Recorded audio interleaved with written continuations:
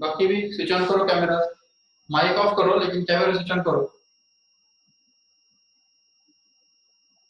और कुछ भी अगर प्रॉब्लम हुआ तो बोलते जाओ, बताते जाओ। अगर सपोज कुछ ब्लर दिख रहा है, जैसे परसों के लेक्चर में आपने बाद में बताया कि ब्लर दिख रहा था करके, तो ऐसा अगर कुछ प्रॉब्लम है तो बोलो और उसके बाद तुरंत सोल्यूशन निकालेंगे। अभी सब क्लियर दिख रहा है? कुछ नहीं है। चैप्टर का नाम लिखिए। पढ़ने में आ रहा है सब? Yes sir. ब्लर तो नहीं दिख रहा है ना? No sir.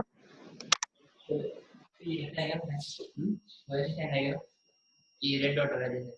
हाँ हाँ क्वेश्चन नंबर। हाँ नहीं नहीं ऐसा नहीं।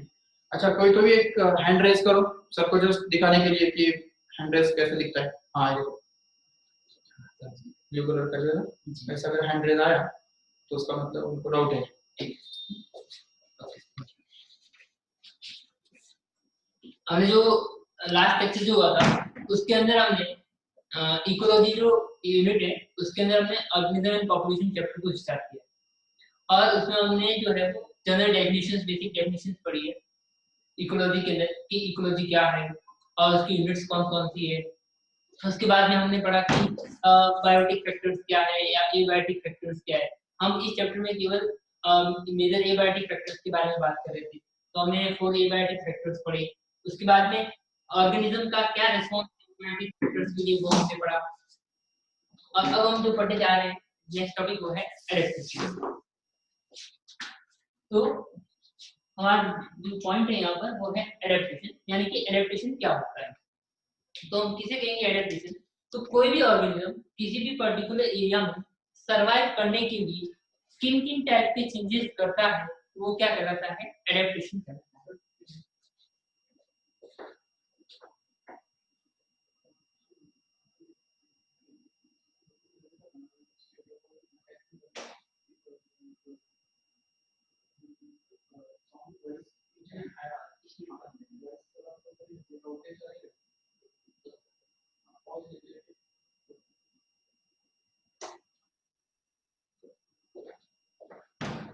हाँ, तो एडेप्टेशन क्या होता है कि कोई भी ऑर्गेनिज्म एनवायरनमेंट के अंदर सरवाइव करने के लिए अपने अंदर कुछ न कुछ चेंजेस करेगा। और जो चेंजेस होंगे वो क्या क्या चेंजेस हो सकते हैं? तो वो चेंजेस फिजियोलॉजिकल हो सकते हैं, मॉर्फोलॉजिकल हो सकते हैं और बिहेवियरल एडेप्टेशन हो सकते हैं।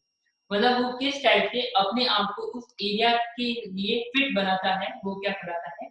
एडेप्टेशन कहलाता है।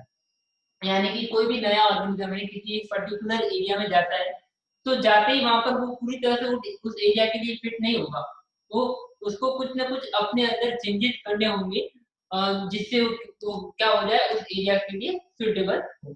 तो उसको अपन क्या बोलते हैं? एडेप्टेशन बोलते हैं। यानी कि यहाँ पर क्या हो गया कि मॉर्फोलॉजिकल,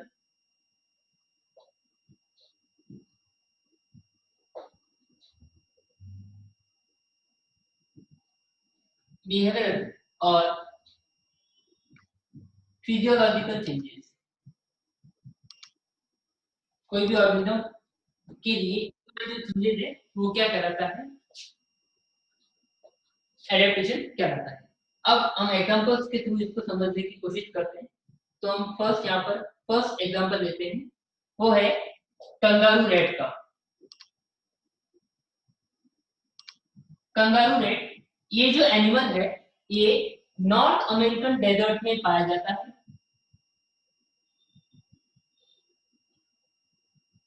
और ये जो है कंगारू रैट ये डेजर्ट में कैसे वहां पर सर्वाइव कर पाता है?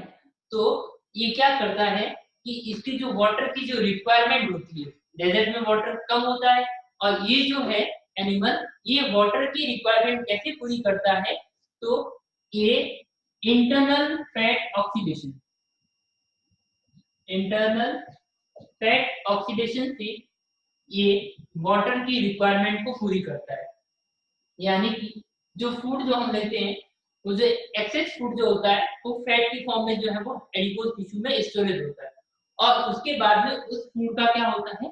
ऑक्सीडेशन होता है, यानी मेटाबॉलिक रिएक्शन होती है और जिससे क्या होता है? वाटर मॉलिक्यूल का फॉर्मेशन होता है और उसी वाटर मॉलिक्यूल का यूज जो है वो दूसरी मेटाबॉलिक एक्टिविटीज में किया जाता है। तो इंटरनल फैट ऑक्सीडेशन से कंगारू रैट जो है वो अपनी वाटर की रिक्वायरमेंट पूरी करता है। तो ये पहला एडेप्टेशन हुआ कि एक एनिमल जो है वो डेजर्ट में कैसे सरवाइव कर रहा है। हम एक और एग्जांपल लेते हैं कैमल का। कैमल के बारे में आप सभी जानते ही होंगे। तो ये डेजर्ट में पाया जाने वाला एनिमल है और ये जो है वो भी अपनी वाटर कैसे पूरी करता है। तो ये जो एनिमल होता है उसमें भी क्या होता है, फैट का ऑक्सीडेशन होता है। जो कैमल की जो हम्प होती है उसमें वहां पर क्या होता है, वाटर का नहीं बल्कि फैट का स्टोरेज होता है और जिससे वो उसकी वाटर की रिक्वायरमेंट पूरी करता है। नेक्स्ट हम बात करते हैं सेकेंड एग्जांपल की, प्लांट्स में, डेजर्ट प्लांट्स के बारे में। अब डेजर्ट प्लांट जो है वो कैसे सरवाइव करते हैं लो वाटर में, लो वाटर कंडीशंस में। तो सबसे पहला है कि जो उन प्लांट की जो लीफ होती है उनके ऊपर एक थिक क्यूटिकल पाई जाती है। क्यूटिकल यानी कि क्या होती है, थिक वैक्स लेयर, एक वैक्स की लेयर यानी कि एक फैट लेयर जो होती है लीफ के सरफेस के ऊपर पाई जाती है, जिसके कारण वहां पर ट्रांसपीरेशन लॉस, यानी कि ट्रांसपीरेशन मैंने एक लास्ट क्लास में भी बताया था कि loss of water from the surface of leaf in the form of vapour is known as transpiration. और ट्रांसपीरेशन लॉस को कम करने के लिए वहां पर लीफ की सरफेस के ऊपर एक वैक्सी लेयर पाई जाती है जिसको हम क्यूटिकल बोलते हैं। तो ये एक एडेप्टेशन हुआ कि क्यूटिकल की प्रेजेंस की वजह से ट्रांसपीरेशन लॉस कम होगा। दूसरा, स्टोमेटा जो होंगे उन प्लांट में वो डीपली एम्बेडेड होते हैं, मतलब अंदर की ओर धसे हुए होते हैं, जिससे भी क्या होता है, ट्रांसपीरेशन लॉस कम होता है। इसके अलावा फिजियोलॉजिकल एडेप्टेशन की बात करें तो उनमें कैम पाथवे चलता है। CAM pathway translation acid metabolism, जो कि आपने 11th स्टैंडर्ड में फोटोसिंथेसिस चैप्टर में पढ़ा है। इसमें भी क्या होता है, इससे ये ऐसा पाथवे है जिसमें स्टोमेटा दिन के समय में क्लोज रहते हैं और नाइट में जो है वो स्टोमेटा ओपन होते हैं। तो इस पाथवे से भी क्या किया जाता है, वाटर की जो रिक्वायरमेंट है वो वहां पर पूरी की जाती है। ये ऐसा पाथवे है जिससे स्टोमेटा दिन में तो क्या रहते हैं, क्लोज रहते हैं और नाइट में ओपन होते हैं, जिससे वाटर जो है वो उनमें बना रहता है। इसके अलावा और हम क्या एडेप्टेशन देखते हैं, तो डेजर्ट प्लांट्स में लीव्स जो होती है वो किसमें कन्वर्ट हो जाती है, स्पाइंस में कन्वर्ट हो जाती है। तो उससे भी क्या होगा, ट्रांसपीरेशन लॉस कम होगा, क्योंकि मैंने बताया है कि प्लांट जितना वाटर लेता है उसका 1% ही किसमें यूज होता है, फोटोसिंथेसिस में। रिमेनिंग 99% वाटर जो है वो क्या है, ट्रांसपीरेशन लॉस। तो लीव्स किस में कन्वर्ट हो जाते हैं, स्पाइंस में कन्वर्ट हो जाते हैं। इसके अलावा जो उनका स्टेम होता है वो किसका काम करता है, फोटोसिंथेसिस का। फोटोसिंथेसिस का काम किसका है, लीव्स का। लेकिन वहां पर डेजर्ट प्लांट में कौन काम करेगा फोटोसिंथेसिस के लिए, तो स्टेम वहां पर जो है वो फोटोसिंथेसिस के लिए वर्क करेगा। तो ये यहाँ पर किसके बारे में बात की हमने, प्लांट्स के बारे में, कि प्लांट्स जो है वो डेजर्ट में कैसे सर्वाइव करते हैं। तो ये क्या हो गया, मॉर्फोलॉजिकल फिजियोलॉजिकल चेंजेस हो गई। नॉर्मल एरिया के प्लांट में और डेजर्ट एरिया के प्लांट में ये कुछ डिफरेंसेस होते हैं जिसके कारण भी वो वहां पर सरवाइव कर पाता है। क्लियर है यहाँ तक?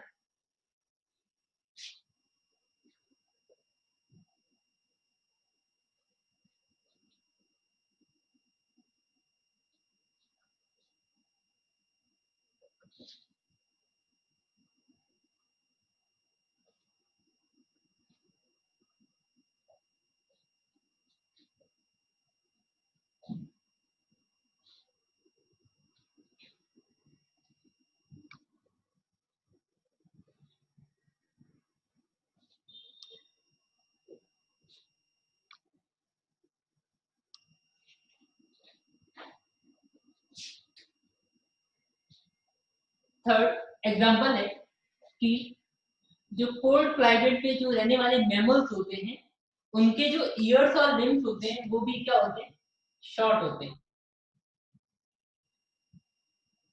शॉर्ट ईयर एंड लिम्स होते हैं किसमें,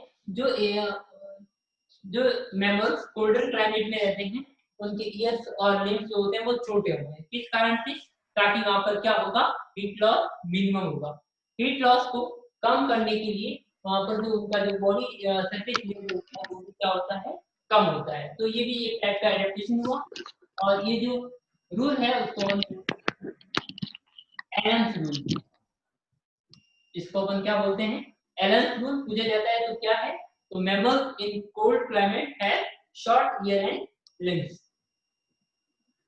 ये हमारे पास क्या हो गया, तीसरा एडेप्टेशन हो गया। नेक्स्ट हम बात करते हैं एडेप्टेशन में ही आगे, जैसे कि सरफेस एरिया और वॉल्यूम वाले, कि जिसका एनिमल का सरफेस एरिया ज्यादा होगा तो वहां पर हीट लॉस उसके वॉल्यूम की तुलना में, तो वहां पर हीट लॉस क्या होगा, ज्यादा होगा। इसलिए सरफेस एरिया कम होना चाहिए ताकि हीट लॉस क्या हो, कम हो। फिर एक्वेटिक एनिमल्स जो कोल्डर क्लाइमेट में रहता है, जैसे कि एक्वेटिक सील्स, उनके अंदर क्या है, तो एक फैट की मोटी लेयर पाई जाती है, फैट की लेयर पाई जाती है, थिक लेयर पाई जाती है, जिसको बोलते हैं ब्लबर। और ब्लबर की थिक लेयर की वजह से ही वो जो है उसमें हीट लॉस क्या होता है, कम होता है। और वो किसकी तरह काम करती है, इंसुलेशन शीट की तरह काम करती है, इंसुलेटर की तरह काम करती है ब्लबर, जिसकी वजह से वहां पर जो है वो हीट लॉस क्या होता है, कम होता है। इनमें कोल्ड क्लाइमेट में रहने वाले एनिमल्स में। तो ये यहाँ पर हमने क्या पढ़ा, एडेप्टेशंस के बारे में हमने समझा कि एडेप्टेशन क्या होते हैं, कौन कौन से चेंजेस वहां पर डेवलप करता है कोई भी ऑर्गेनिज्म किसी नए एरिया में जाएगा। तो क्लियर है, यहाँ तक इतनी सी बात है। तो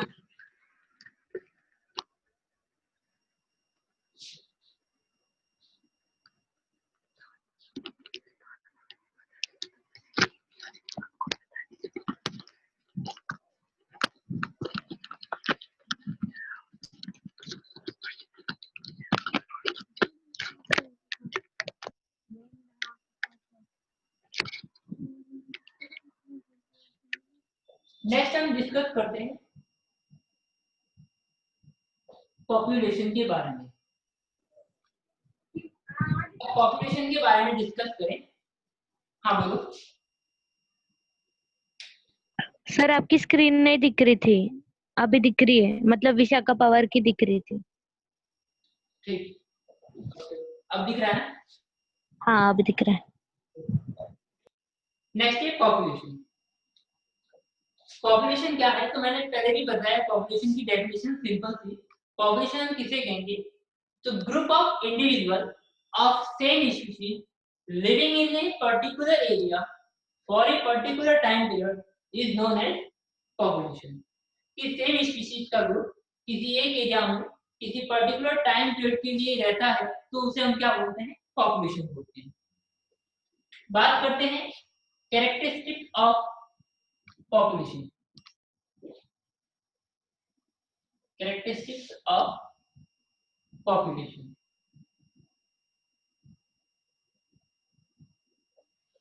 अगर हम कैरेक्टरिस्टिक्स की बात करें तो फर्स्ट कैरेक्टरिस्टिक यहाँ पर हो जाएगा, वो है population size.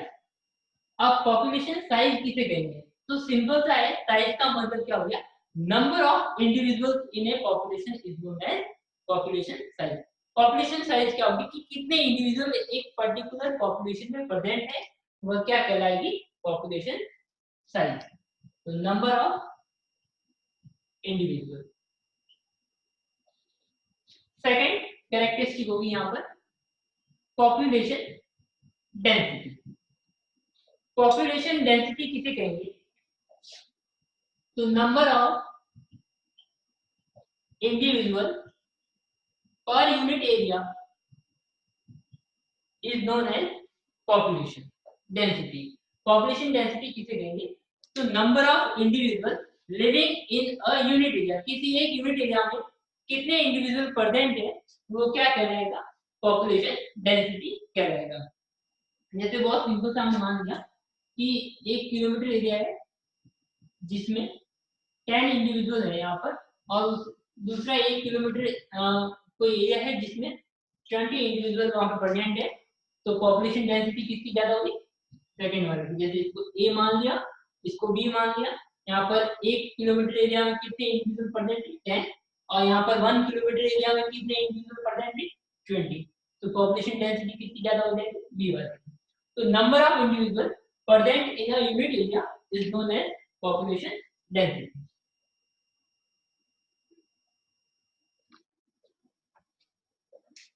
Third one, nativity. अब नेटिविटी किसे कहेंगे, तो नेटिविटी का सिंपल टर्म है बर्थ रेट। किसी एक इंडिविजुअल के लिए क्या होगी, बर्थ होगी या फिर डेथ। जबकि पॉपुलेशन की बात करेंगे तो वहां पर बर्थ रेट या फिर डेथ रेट कहेंगे। किसी एक इंडिविजुअल के लिए तो हम कहेंगे बर्थ या डेथ, जबकि हम पॉपुलेशन के लिए क्या कहेंगे, बर्थ रेट और डेथ रेट। बर्थ रेट को अपन क्या बोलते हैं, साइंटिफिक टर्म में नेटिविटी बोलते हैं। ठीक है, अब बर्थ रेट क्या होती है, तो बर्थ रेट कैसे डिफाइन करेंगे, number of individual born per 1000 individual, per 1000 individual in 1 year। एक साल में 1000 इंडिविजुअल पर कितने नए जो है वो बर्थ हुई है, वो क्या कहलाएगी, बर्थ रेट कहलाती है। कि एक साल में कितने नए इंडिविजुअल आए हैं वहां पर पॉपुलेशन में पर 1000 इंडिविजुअल, तो क्या कहलाती है, बर्थ रेट कहलाती है। बर्थ रेट को दो तरह से डिफाइन किया गया है। पहला है crude birth rate. Crude birth rate क्या होती है, जो मैंने अभी डिफाइन किया उसी को क्या बोलते हैं, क्रूड बर्थ रेट बोलते हैं। नंबर ऑफ इंडिविजुअल पर 1000 इंडिविजुअल इन 1 ईयर, यानी कि number of birth per 1000 individual in a year is known as crude birth rate. यानी कि जो नॉर्मल डेफिनेशन है जो बर्थ रेट की, वही क्या है, क्रूड बर्थ रेट। दूसरा है specific birth rate. Specific birth rate की अगर हम बात करें तो स्पेसिफिक बर्थ रेट किसे कहेंगे, कि एक पर्टिकुलर वुमेन की एज, एक पर्टिकुलर एज ग्रुप में कितने बर्थ हुए हैं, वो क्या कहलाएगा, स्पेसिफिक बर्थ रेट। जैसे कि कोई पॉपुलेशन है जिसमें 35 ईयर से लगाकर 40 ईयर्स वाली एज वाली वुमेन से कितनी बर्थ हुई है, वो क्या कहलाएगी, स्पेसिफिक बर्थ रेट। यानी कि एक पर्टिकुलर एज ग्रुप के लिए कितनी बर्थ हुई है, वो क्या कहलाएगा, स्पेसिफिक बर्थ रेट। यानी कि हमने कोई क्राइटेरिया दिया, किसी के रेस्पेक्ट में हम बर्थ रेट निकाल रहे हैं, तो वो क्या कहलाएगा, स्पेसिफिक बर्थ रेट। जबकि जो नॉर्मल काउंट है उसको हम क्या बोलेंगे, क्रूड बर्थ रेट बोलेंगे। क्लियर है ना, दो सिंपल सी डेफिनेशन है, क्रूड बर्थ रेट है, स्पेसिफिक बर्थ रेट। सिंपल सा बर्थ रेट के बारे में क्या है, number of birth per 1000 individual in a year is known as birth rate. Rate हम क्या है, तो वहां पर इंक्रीज और डिक्रीज नंबर। टाइम के साथ में अगर हम कोई इंक्रीज और डिक्रीज देखते हैं तो उसे हम क्या बोलते हैं, रेट बोलते हैं। नेक्स्ट इसी में बात करते हैं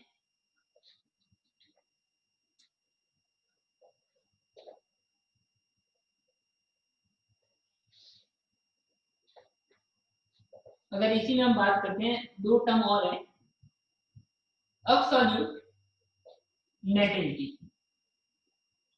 एब्सोल्यूट नेटिविटी पहला टर्म, नेटिविटी में हमारे पास दो टर्म और है। पहला है एब्सोल्यूट नेटिविटी।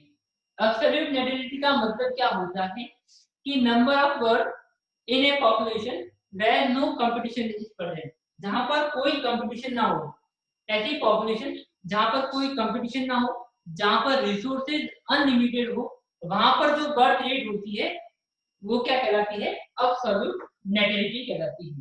कि किसी पॉपुलेशन में कोई कंपटीशन नहीं है, रिसोर्सेज भी जो है वो क्या है, अनलिमिटेड है, तो वहां पर जो बर्थ रेट हम निकालेंगे वो क्या कहलाएगी, एब्सोल्यूट नेटिविटी कहलाएगी। तो बहुत सिंपल से हम क्या कहें, जहां पर कोई कंपटीशन नहीं है पर्टिकुलर एरिया में, और वहां पर जो बर्थ रेट कैलकुलेट की जाएगी उसे हम क्या कहेंगे, एब्सोल्यूट नेटिविटी। दूसरा है relative nativity, sorry realise nativity. Realise nativity second term. Realise nativity क्या है? तो ऐसी पॉपुलेशन जहां पर रिसोर्सेज भी अनलिमिटेड ना हो और जहां पर कंपटीशन भी हो। कंपटीशन तो होगा ही, अगर सेम स्पीशीज है, पॉपुलेशन में सेम स्पीशीज भी है और सभी की रिक्वायरमेंट भी क्या है, सेम है, तो वहां पर जनरली क्या होगा, कंपटीशन होगा।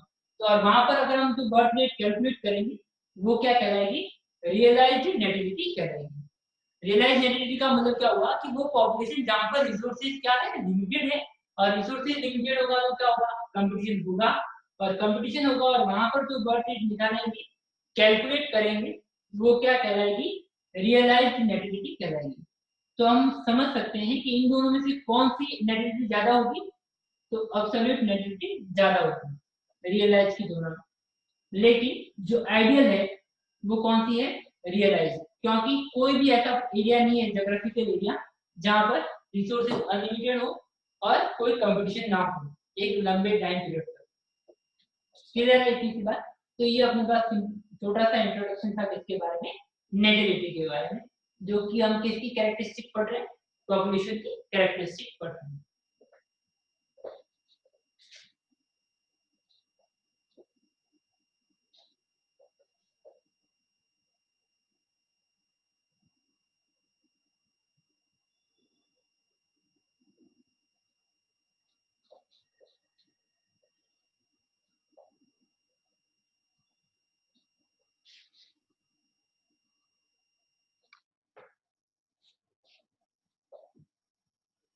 फोर्थ है मोर्टेलिटी। मोर्टेलिटी जिसको हम सिंपल इंग्लिश में क्या बोलेंगे, death rate. Mortality death rate. अगर मोर्टेलिटी डेथ रेट की बात करें तो यहाँ पर क्या हो जाएगी, नंबर ऑफ डेथ पर 1000 इंडिविजुअल इन अ ईयर क्या कहलाएगी, डेथ रेट कहलाएगी, कि कितनी डेथ हुई है पर 1000 इंडिविजुअल एक ईयर में, एक साल में, वो क्या कहलाएगी, डेथ रेट कहलाएगी। इसमें भी वापस फिर से 2 पॉइंट आ जाएंगे, एब्सोल्यूट मॉर्टेलिटी और दूसरा हो जाएगा रियलाइज्ड मॉर्टेलिटी। एब्सोल्यूट मॉर्टेलिटी क्या होगी, तो जहां पर ऐसी पॉपुलेशन जहां पर कोई कंपटीशन नहीं है, वहां पर जो हम डेथ रेट कैलकुलेट करेंगे वो क्या कहलाएगी, एब्सोल्यूट मॉर्टेलिटी। जबकि जहां पर जिस पॉपुलेशन में कंपटीशन होगा, कंपटीशन है, और वहां पर हम डेथ रेट कैलकुलेट कर रहे हैं, तो वो क्या कहलाएगी, रियलाइज्ड मॉर्टेलिटी कहलाएगी। डेथ रेट मॉर्टेलिटी का मतलब हुआ कैसे कैलकुलेट करते हैं, नंबर ऑफ डेथ पर 1000 individual in a year, simple formula. उसके बाद एब्सोल्यूट मॉर्टेलिटी, नो कंपटीशन, और रियलाइज्ड मॉर्टेलिटी जिसमें कंपटीशन होता है ऐसी पॉपुलेशन में, वहां पर जो मॉर्टेलिटी रेट कैलकुलेट करते हैं उसको हम बोलेंगे रियलाइज्ड मॉर्टेलिटी। अगर हम इन दोनों में बात करें एब्सोल्यूट और रियलाइज्ड मॉर्टेलिटी में, तो एब्सोल्यूट मॉर्टेलिटी जो होगी वो क्या होगी, कम होगी किसकी तुलना में, रियलाइज की, क्योंकि अगर कंपटीशन नहीं है, रिसोर्सेज अनलिमिटेड है, तो वहां पर डेथ रेट भी क्या होगी, कम होगी। बर्थ रेट का बिल्कुल क्या हो गया, अपोजिट हो गया, बर्थ रेट में ये ज्यादा थी जबकि ये कम थी। तो यहाँ पर मॉडरेटिंग में एब्सोल्यूट मॉडरेटिंग जो है वो क्या होगी, कम होगी, और रियलाइज मॉडरेटिंग क्या होगी, ज्यादा होगी।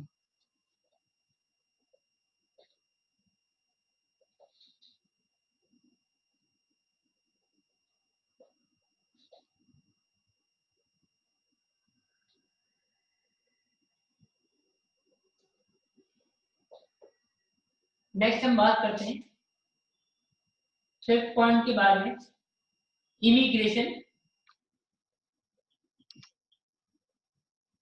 इमिग्रेशन का मतलब क्या होता है, तो कोई भी इंडिविजुअल किसी पॉपुलेशन में एंटर करता है तो उसे क्या बोलते हैं अपन, इमिग्रेशन बोलते हैं। यानी कि कोई दूसरी पॉपुलेशन से न्यू इंडिविजुअल अगर कोई एंटर करता है एक पर्टिकुलर पॉपुलेशन में, तो उसे क्या बोलेंगे, इमिग्रेशन। यानी कि कोई नया इंडिविजुअल किसी पॉपुलेशन में ऐड हो रहा है तो वो क्या कराएगा, इमिग्रेशन। नेक्स्ट होता है ई माइग्रेशन, यानी कि कोई इंडिविजुअल पॉपुलेशन को छोड़कर जा रहा है तो उसे हम क्या बोलेंगे, इमिग्रेशन बोलेंगे। तो एक पॉपुलेशन में जो कोई एंटर करता है तो उसे क्या बोलते हैं, इमिग्रेशन। और कोई पॉपुलेशन को छोड़कर जाता है, किसी एरिया को छोड़कर जा रहा है तो वो क्या करेगा, ई माइग्रेशन। तो ये क्या थी, कैरेक्टरिस्टिक इसकी पॉपुलेशन की, size, density, nativity, motility, immigration और ई माइग्रेशन। क्लियर है यहाँ तक? कोई डाउट हो तो बोल दो पॉपुलेशन कैरेक्टरिस्टिक में।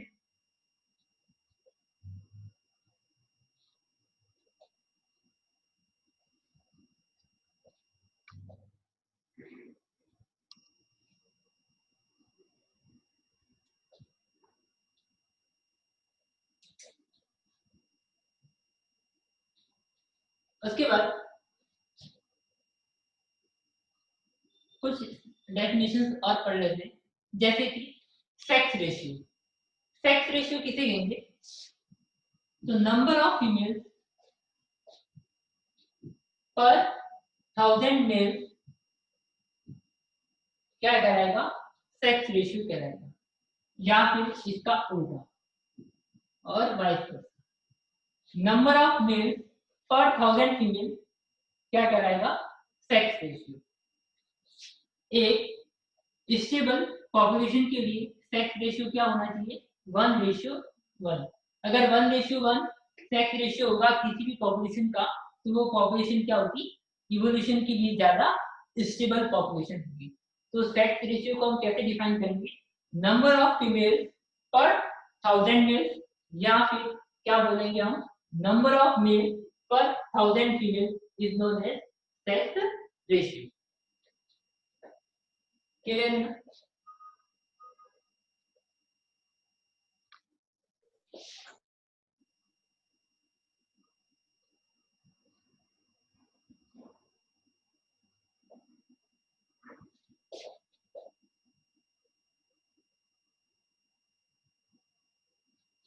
नेक्स्ट है एज डिस्ट्रीब्यूशन।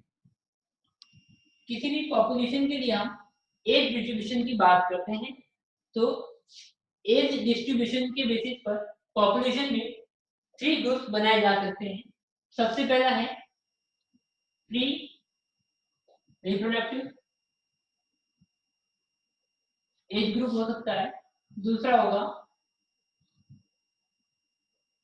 रिप्रोडक्टिव एज, और तीसरा होगा पोस्ट रिप्रोडक्टिव एज।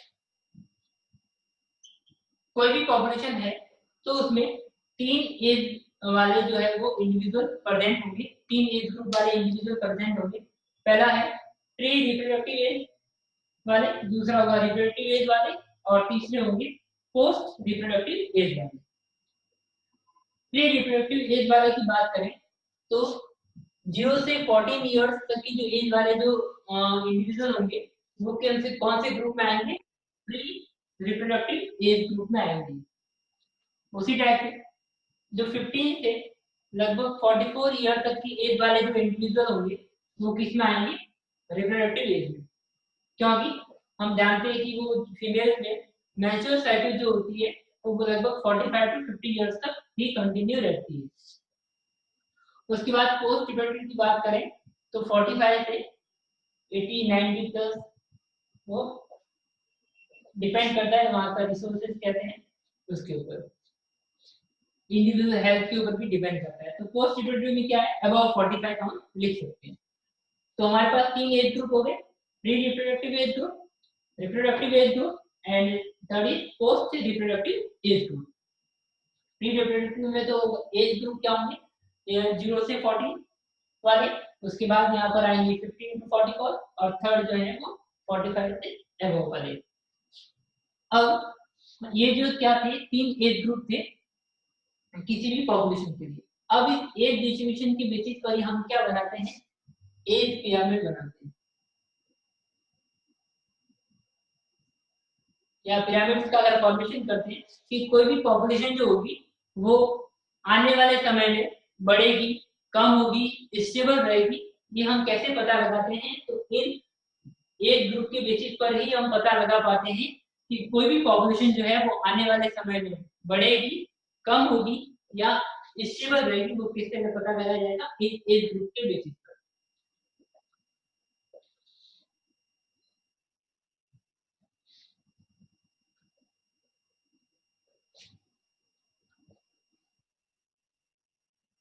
मैं यहाँ पर आपको एज पिरामिड बताकर समझाता हूँ कि कैसे जो है वो हम पता लगाएंगे कि पॉपुलेशन एक्सपांडिंग है या स्टेबल है या हम कहें डिक्लाइनिंग है। तो सबसे पहले हम बात करते हैं एक्सपेंडिंग पॉपुलेशन की।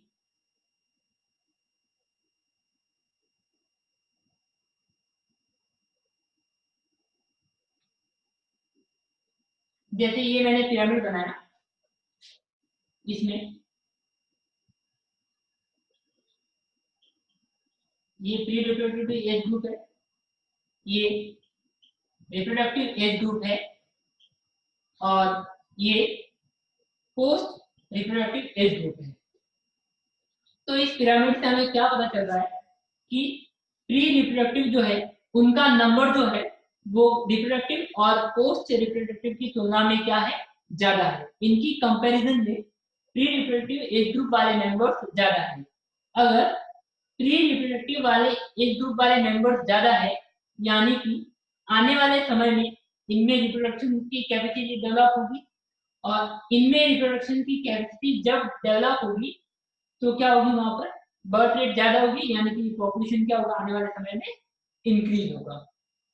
तो इसे हम क्या कहेंगे, एक एक्सपांडिंग पॉपुलेशन कहेंगे। तो एज के हिसाब से हमने ये जो पिरामिड बनाया है, तो उससे हम पता लगा सकते हैं कि पॉपुलेशन कैसी है, एक्सपांडिंग पॉपुलेशन। क्लियर है? उसी टाइप से हम दूसरा देखते हैं।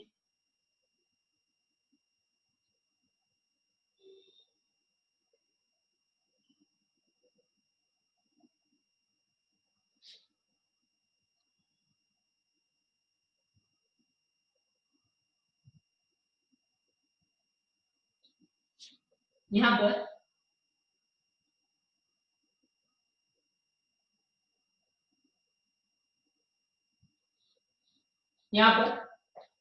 प्री रिप्रोडक्टिव एज वाले मेंबर और रिप्रोडक्टिव एज वाले मेंबर जो है वो क्या है, सेम है। यानी कि अभी जो पॉपुलेशन जो है, जितने इंडिविजुअल में रिप्रोडक्शन कैपेसिटी है, आने वाले समय में भी उतने ही लोगों के पास रिप्रोडक्शन कैपेसिटी होगी। तो इसका मतलब ये हुआ कि ये पॉपुलेशन जो है वो आने वाले समय में ना तो बढ़ेगी और ना ही घटेगी। तो इसको हम क्या बोलेंगे, यहाँ पर स्टेबल पॉपुलेशन कहेंगे। तो हमने एज ग्रुप के बेसिस पर हमने ये पिरामिड बनाया और उससे हम ये पता लगा पा रहे हैं कि ये जो है पॉपुलेशन कैसी है। उसके बाद थर्ड डिक्लाइनिंग पॉपुलेशन के बारे में बात करें।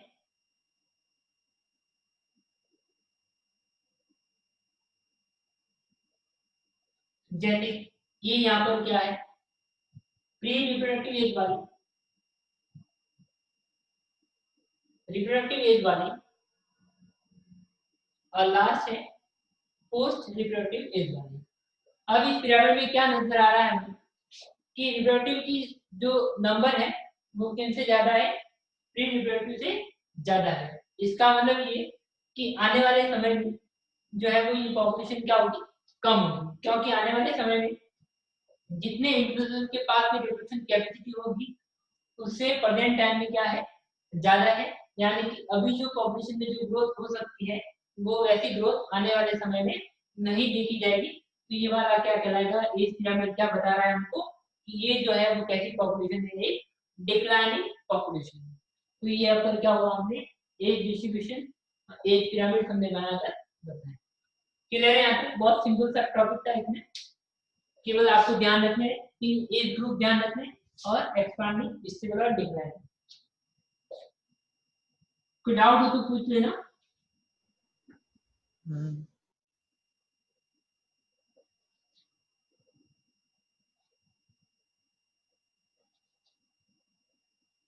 जो आपका टेक्स्ट बुक है उसमें भी ये टॉपिक दिए हुए हैं, उससे एक बार आप रीडिंग लगा लेना।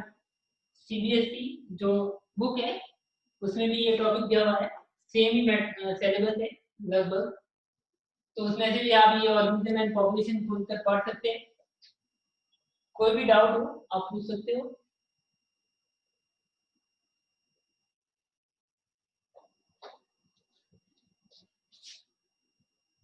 नेक्स्ट हम बात करते हैं पॉपुलेशन ग्रोथ की। नेक्स्ट टॉपिक है हमारे पास पॉपुलेशन ग्रोथ। पॉपुलेशन ग्रोथ की बात करते हैं कि कोई भी पॉपुलेशन जो है वो उसमें ग्रोथ कैसे होगी, क्योंकि हमें पता है कि कोई भी पॉपुलेशन है तो उसमें टाइम के साथ साथ क्या होगी, ग्रोथ होगी, या फिर जो है वो कम भी हो सकती है। वो किस पे डिपेंड करता है, वो कंपटीशन पर डिपेंड करता है, आपके रिसोर्सेज के ऊपर डिपेंड करता है, क्लाइमेटिक फैक्टर्स के ऊपर भी डिपेंड करता है कि पॉपुलेशन जो है वो ग्रोथ होगी या क्या होगी, डिक्रीज होगा। तो कौन कौन से फैक्टर्स है जो पॉपुलेशन को इंक्रीज करते हैं या डिक्रीज करते हैं, उनके बारे में हम पढ़ते हैं। जैसे अभी हमने कैरेक्टरिस्टिक में पढ़ा था नेटिविटी, मॉर्टेलिटी,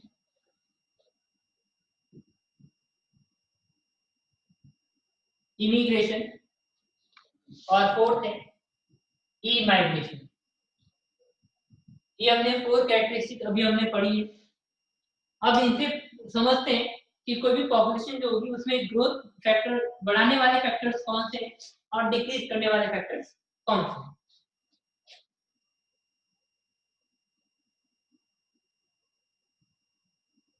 ये मैंने लिखा है पीडी यानी पॉपुलेशन डेंसिटी,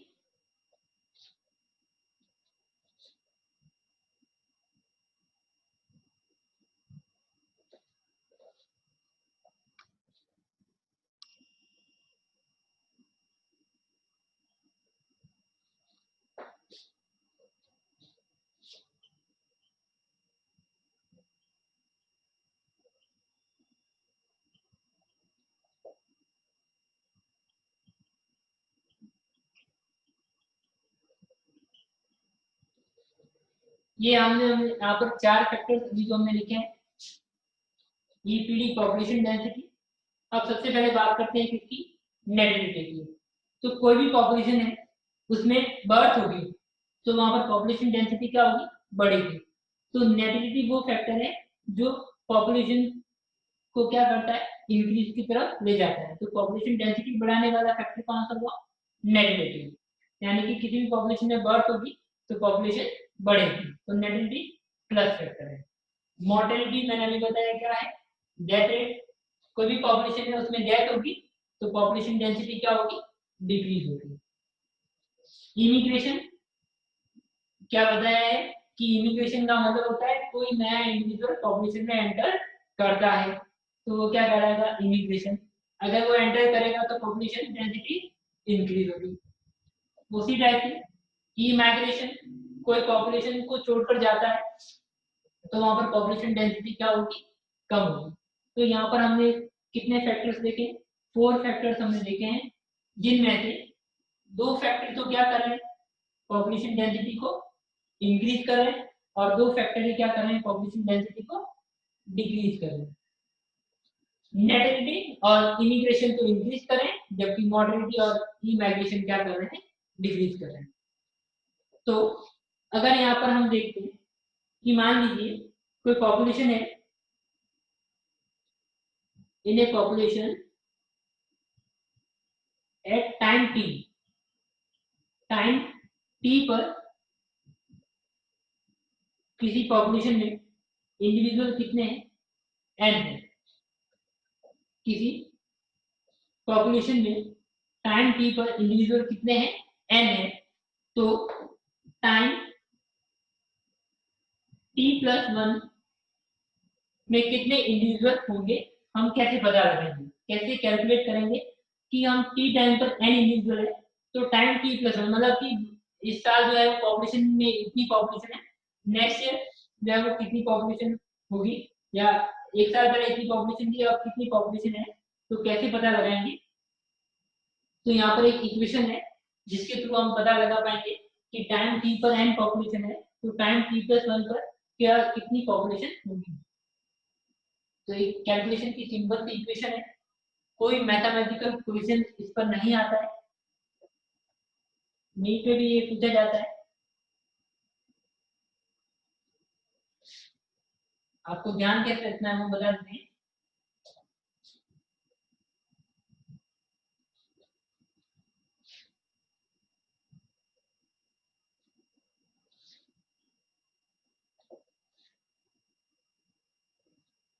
यह एक बहुत ही इंपॉर्टेंट इक्वेशन है जो आपको डायरेक्ट याद ही रखनी है कि कौन सी कैसी क्या इक्वेशन है, क्योंकि पूछेंगे तो केवल इक्वेशन पूछेंगे और ये पूछ सकते हैं कि इक्वेशन कौन से फैक्टर्स बढ़ा रहे हैं पॉपुलेशन डेंसिटी को और कौन से फैक्टर्स कम कर रहे हैं। अभी इक्वेशन क्या है थोड़ी सी समझ लेते हैं। मैंने बताया कि टाइम टी पर इंडिविजुअल कितने हैं, पॉपुलेशन है n, तो टाइम टी प्लस वन में कितने होंगे। बी यहाँ पर किसको डिनोट कर रहा है, नेटिविटी को। आई यहाँ पर किसको डिनोट कर रहा है, इमिग्रेशन को।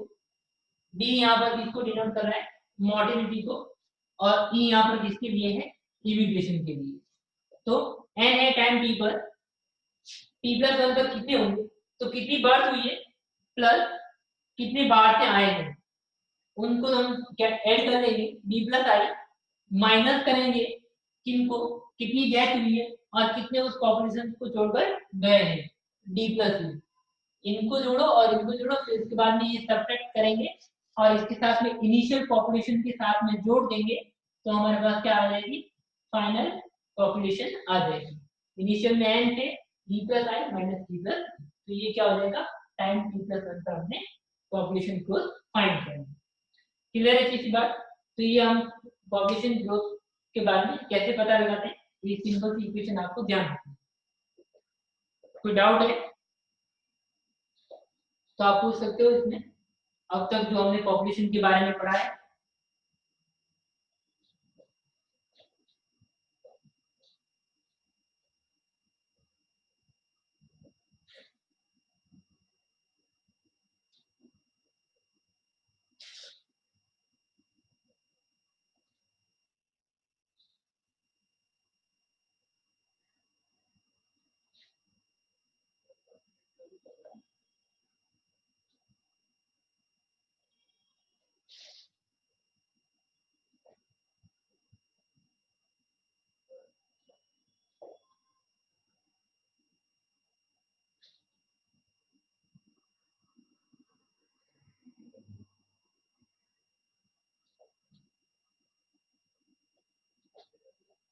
जी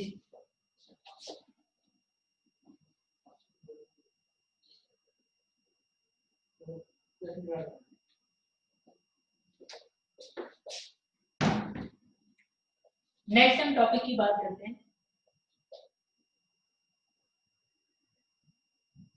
growth models. Board examination point of view से इंपॉर्टेंट टॉपिक है ग्रोथ मॉडल। कंपटीशन की बात करेंगे नीट वगैरह, तो मैं आपको दो इक्वेशंस बताऊंगा, सीधे याद रखनी है। एक इक्वेशन अभी थोड़ी देर पहले बताई, दो और बता देंगे इसमें।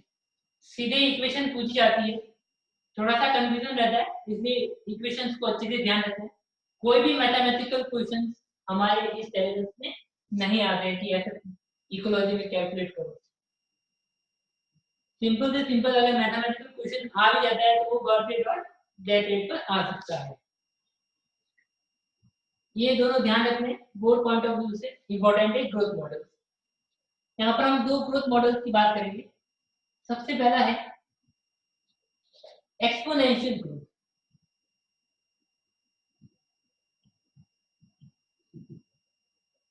Exponential growth model, population growth की बात कर रहे हैं हम, और पॉपुलेशन ग्रोथ में हम दो ग्रोथ मॉडल पढ़ेंगे। एक तो है एक्सपोनेंशियल ग्रोथ मॉडल और दूसरा है logistic growth model. Exponential growth क्या है किसी भी पॉपुलेशन के लिए? तो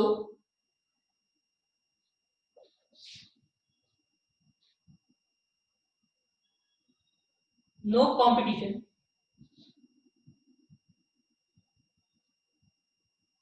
अनलिमिटेड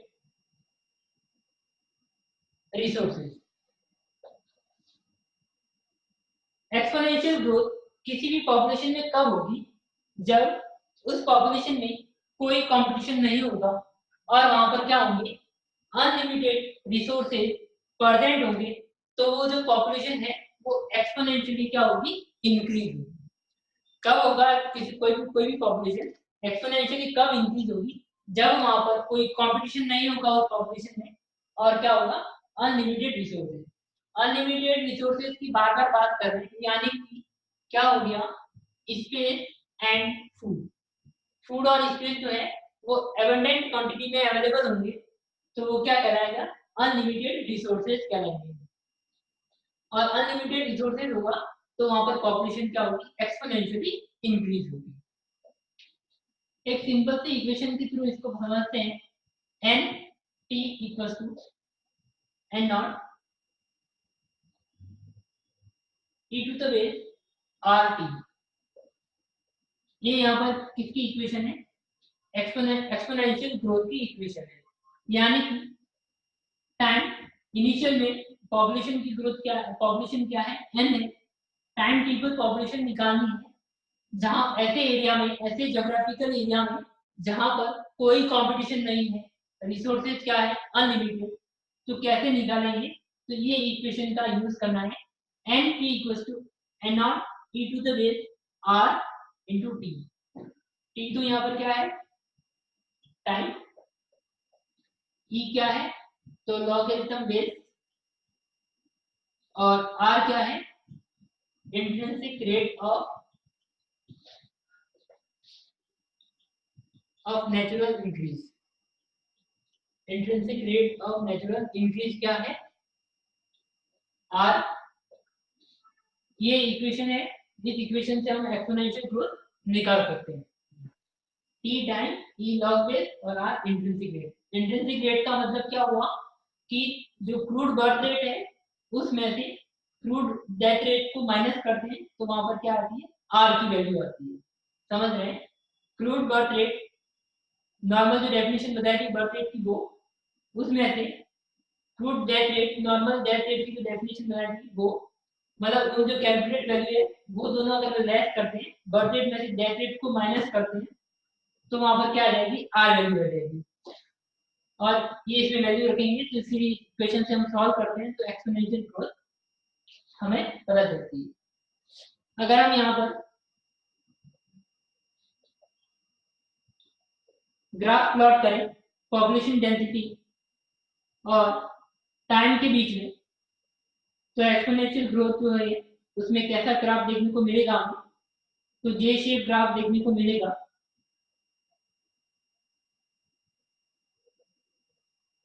यानी कि ये क्या बता रहा है कि टाइम के साथ साथ पॉपुलेशन क्या हो रही है, रैपिड इंक्रीज हो रहा है पॉपुलेशन के अंदर। तो कैसा हमें ग्राफ देखने को मिल रहा है, जे शेप ग्राफ देखने को मिल रहा है। इनिशियल में ग्रोथ क्या है, स्लो है। क्यों इनिशियल में स्लो है, तो आपको अभी बताया कि कोई भी ऑर्गेनिज्म जो है वो एक पर्टिकुलर एरिया में पहले क्या होगा, वहां पर एडेप्ट होगा, और जब वो एडेप्ट हो जाएगा तो वो आसानी से अपनी पॉपुलेशन को इंक्रीज कर लेगा।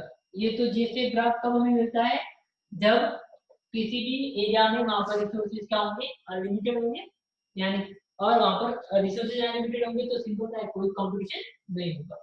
इक्वेशन ध्यान रखनी है, एक्सपोनेंशियल ग्रोथ किसे कहते हैं और कौन सा जो है वो ग्राफ का शेप हमें देखने को मिलता है या कैसा ग्राफ आता है, ये आपको ध्यान रखना है। इंपॉर्टेंट है एग्जामिनेशन पॉइंट ऑफ व्यू से, exponential growth NEET point of view से भी इंपॉर्टेंट है। इक्वेशन पूछी जाती है और ग्राफ भी पूछे जाते हैं। क्लियर है यहाँ पर, कोई डाउट हो तो बता देना। एक्सपोनेंशियल ग्रोथ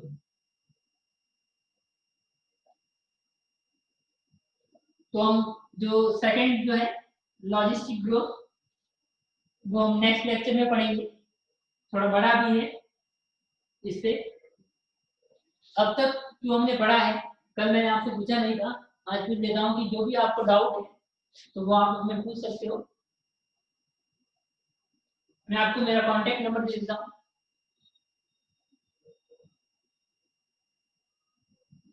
अगर आपको डाउट है आप मुझे व्हाट्सएप पर मैसेज करिएगा, जब भी मुझे टाइम मिलेगा आपको रिप्लाई दे देंगे हम। कोई भी क्वेश्चन हो इकोलॉजी से रिलेटेड या किसी भी टॉपिक से, तो आप हमें व्हाट्सएप कर सकते हैं इस नंबर पर, तो हम उस प्रॉब्लम को सॉल्व कर देंगे।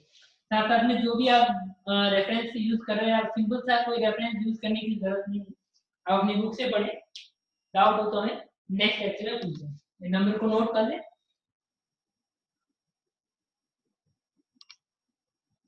Thank you.